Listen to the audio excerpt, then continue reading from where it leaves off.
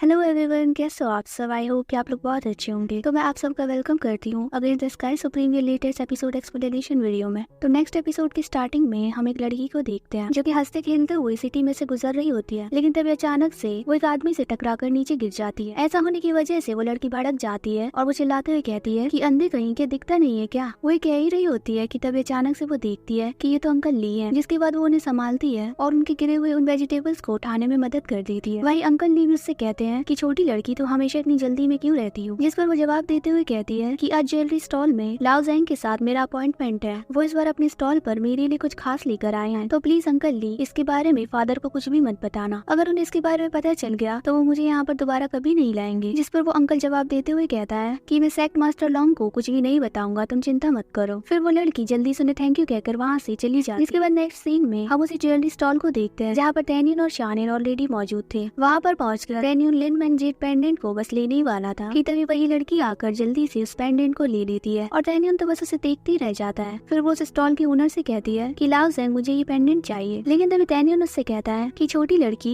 इस jet pendant को सबसे पहले मैंने पसंद किया था। जिस पर वो एटीट्यूड दिखाते हुए कहती है कि ये पेंडेंट सिर्फ मेरा यानी कि मिस बेन का है। तभी उसकी इस बात पर शानिर को भी गुस्सा आ गया था और वो आगे आते हुए कहती है कि बेकार में बहस मत करो, समझी। जिस पर बेन कहती है कि क्या तुम्हें छोटी लड़कियों से बात करने की तमीज नहीं है। हाँ, अब इससे पहले कि शानिर उसे कुछ ज्यादा बोलती, टैनियन उसे रोक देता है और कहता है कि ये बस एक जेट पेंडेंट है, जाने भी दो। लेकिन तभी शानिर कहती है कि ये अपने सेक्ट में होते हुए हमारे साथ ऐसा बिहेव नहीं कर सकती, मुझे इसको सबक सिखाना ही होगा। उसकी बातों को सुनकर बेन को कोई फर्क नहीं पड़ता, उल्टा वो तो शानिर को और भी ज्यादा चढ़ाने लगती है। और तभी अचानक से शानिर अपनी किक से उस जेट पेंडेंट को हवा में उछाल देती है, लेकिन बेन बहुत ही ज्यादा तेज थी और वो तुरंत उसे पकड़ लेती है। लेकिन वही शानिर ने भी उसके पैर को पकड़ लिया था और वो एक ही झटके में उसे दूर फेंक देती है और उस जेट पेंडेंट को भी ले लेती है। ये देखकर बेन तुरंत आगे बढ़ने वाली थी कि तभी अचानक से उसके फादर आ जाते हैं और उन्हें देखकर बेन कहने लगती है कि इन्होंने मुझे बुली किया, लेकिन उसके फादर तो उसको ही चुप करा देते हैं। जिसके बाद सेक्ट मास्टर टैनियन को ग्रीट करते हुए कहते हैं कि मुझे माफ कर दीजिए, मैं आपका वेलकम करने में लेट हो गया। जिस पर टैनियन भी उन्हें ग्रीट करते हुए कहता है कि कोई बात नहीं ड्रैगन सेक्ट मास्टर। अब ये देख के बेन थोड़ा सोच में पड़ जाती है और वो थोड़ी देर में समझ जाती है कि ये दोनों इंपीरियल पैलेस की हॉली सेक्ट की मैसेंजर हैं। फिर सेक्ट मास्टर लॉन्ग उन्हें अपने साथ चलने को कहते हैं। जिसके बाद सीन शिफ्ट होता है और हम इन चारों को ही देखते हैं जो कि सेक्ट मास्टर के पैलेस में आ चुके थे, जहाँ मास्टर लॉन्ग उन्हें बेन के बारे में बताते हैं कि इसका नाम ली वेई वेई जूनियर है और कहते हैं कि अगर इसने आपको ऑफेंड किया है तो मैं इसके लिए माफी चाहता हूँ। जिस पर टैनियन कहता है कि ऐसी तो कोई बात नहीं, तो अब चलिए हमारे बिजनेस की बात करते हैं। जिसके बाद मास्टर लॉन्ग कहते हैं कि लास्ट टाइम आपने हमें जो कंस्ट्रक्शन मैप दिया था उसमें शान लॉन्ग हुआचेंग के अरेंजमेंट में कोऑपरेट करने के लिए आपको सिटी गेट और सिटी वॉल जेट में लॉन्गडिंग को रिफाइन करना होगा। जिस पर टैनियन उनसे कहता है कि मैंने इसे बहुत बार रिफाइन किया है, ये मेरे लिए कोई बड़ी बात नहीं। जिसके बाद टैनियन 2 सीक्रेट स्क्रोल मास्टर को देते हुए कहता है जब तक आप इन प्लान्स को फॉलो करेंगे तो आप भी इन्हें सक्सेसफुली रिफाइन कर पाएंगे। अब ये देखकर बेन अपने फादर से कहती है कि आपकी इतनी बड़ी मुश्किल इसने इतनी आसानी से कैसे सॉल्व कर दी। जिस पर मास्टर उससे कहते हैं अगर तुम हांगफू सेक्ट को ज्वाइन करोगी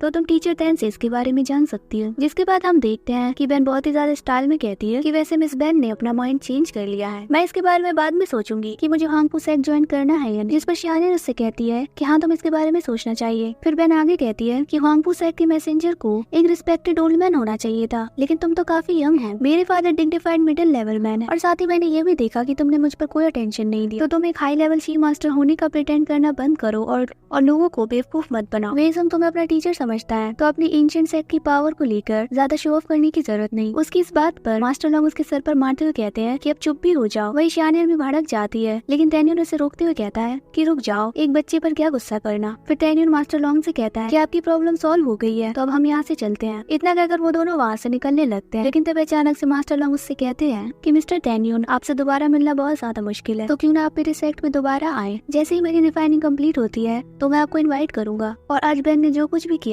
मैं उसके लिए गिल्टी फील कर रहा हूँ। जिस पर शानिर टैनियन से कहती है कि मुझे इस पर कुछ बात करनी है, तो मेरे साथ सुन के जाते ही तुरंत बेन आकर अपने फादर से कहती है कि मैं तो बस सच कह रही थी। जिस पर उसके फादर से डांटते हुए कहते हैं कि हांगफू सेक्ट वाले तुम्हारे ऐसे क्रिटिसिज्म को कभी भी टॉलरेट नहीं करेंगे, तो दोबारा कभी ऐसे रूड बनने की हिम्मत मत करना। वही हम टैनियन और शानिर को देखते हैं। यहाँ पर शानिर टैनियन से कहती है हमारा ऐसा लॉन्ग सेक्ट से मिलना हमारी परेशानी को बढ़ा सकता है और अभी हॉली सेक्ट को छोड़ना डेंजरस हो सकता है। जिस पर टैनियन कहता है कि हाँ, तुम बिल्कुल सही कह रहे, लेकिन मैं किसी भी तरीके के डेंजर को हैंडल कर सकता हूँ, बल्कि मैं तो ये देखना चाहता हूँ कि कौन मुझ पर हमला करने की हिम्मत कर सकता है। फिर वो शानिर से कहता है कि क्यों ना पहले तुम वापस जाओ, क्योंकि अगर तुम्हारे साथ कुछ भी बुरा हुआ तो मैं सेक्ट मास्टर को कैसे मुंह दिखाऊंगा। जिस पर शानिर उससे कहती है कि क्या तुम मुझे अंडर एस्टिमेट कर रहे हो, मैं तुम्हारे साथ जाऊंगा। जिसके बाद हम देखते हैं कि वो चारों सिटी में घूम रही थी, जहाँ पर वैन उनसे कहती है कि हमारे लॉन्गलिन सेक्ट ने रिसेंटली न्यू डिसाइपल्स को रिक्रूट किया है। जिसके बाद मास्टर टेन्युन से कहते हैं कि मैं वापस जाकर उस फॉर्मेशन को पहले रिफाइन करूंगा और तब तक ये छोटी सी लड़की आपको एंटरटेन करेगी। जिस पर बैन अपने फादर से कहती है कि मुझे ऐसा नहीं करना। जिस पर उसके फादर उससे कहते हैं कि अगर तुम्हारी वजह से इन दोनों को कोई भी परेशानी हुई तो देखना मैं तुम्हें एक अच्छा सबक सिखाऊंगा। फिर वो वहाँ से चले जाते हैं और बैन मुंह बनाते हुए उन दोनों से कहती है कि मैं न्यू डिसाइपल्स की हेल्प करने के लिए जा रही हूँ, तो अगर तुम लोग जाना चाहो तो मेरे साथ चल सकते हो, वरना कोई बात नहीं। जिस पर शियानिर उससे कहती है कि हाँ बिल्कुल, तुम्हें उन्हें जाकर देखना चाहिए,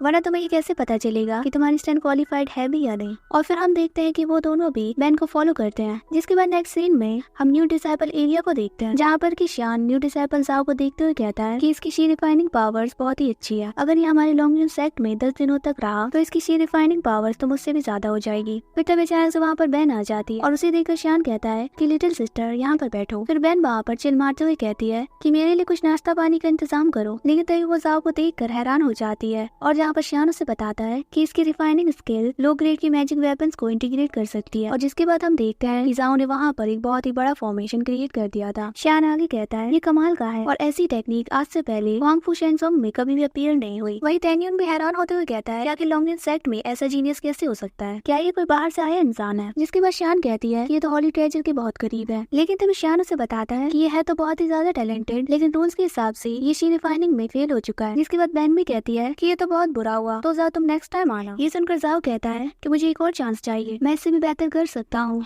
जिसके बाद टेन्युन आगे आते हुए कहता है कि इसने ऑलमोस्ट शैंगविन ट्रेजर को रिफाइन कर लिया, ये सच में बहुत ज्यादा टैलेंटेड है। फिर तभी शियानिर भी आगे आते हुए कहती है कि आखिर तुम इसे एक्सेप्ट क्यों नहीं कर रही, क्या तुम्हें डर है कि फ्यूचर में ये तुम्हें पीछे छोड़ देगा। जिस पर बैन भी एटीट्यूड के साथ कहती है कि हमारा लॉन्गलिन सेक्ट डिसाइपल्स को रिक्रूट कर रहा है, तो उसमें तुम लोगों को इंटरफेयर करने की कोई जरूरत नहीं है। जिस पर टेन्युन कहता है कि इसकी रिफाइनिंग प्रोसेस हाई क्वालिटी की है और थोड़ा सा लेवल अप करने से ये शैंगविन ट्रेजर्स को रिफाइन कर लेगा। फिर तभी शियान कहता है कि आखिर तुम्हें शी रिफाइनिंग के बारे में क्या पता है। अब उसकी इस बात पर टेन्युन आगे आकर अपने स्पिरिचुअल फर्नेस को बाहर निकाल लेता है और उस जाओ के वेपन को अपने फर्नेस में रिफाइन करके उसे शैंगविन वेपन में ट्रांसफॉर्म कर देता है। ये देखकर वो सब हैरान हो गए। फिर टेन्युन कहता है कि अगर तुम रूल्स को ब्रेक ना करते हुए इसको एक्सेप्ट कर लेते हो तो मैं इसे बहुत आगे तक ले जा सकता हूँ। उसकी बातों को सुनकर बैन को बहुत ज्यादा गुस्सा आ गया था और जिसके बाद वो तुरंत अपनी स्वॉर्ड निकाल टेन्युन पर अटैक कर देती है। और फिर इसी सीन के साथ वाला एपिसोड यहीं पर कंप्लीट हो जाता है। होप करती हूँ कि आपको वीडियो अच्छी लगी होगी। अगर हाँ तो वीडियो को लाइक और चैनल को सब्सक्राइब करना बिल्कुल मत भूलना। मिलते हैं एक और नए एपिसोड में। Bye bye.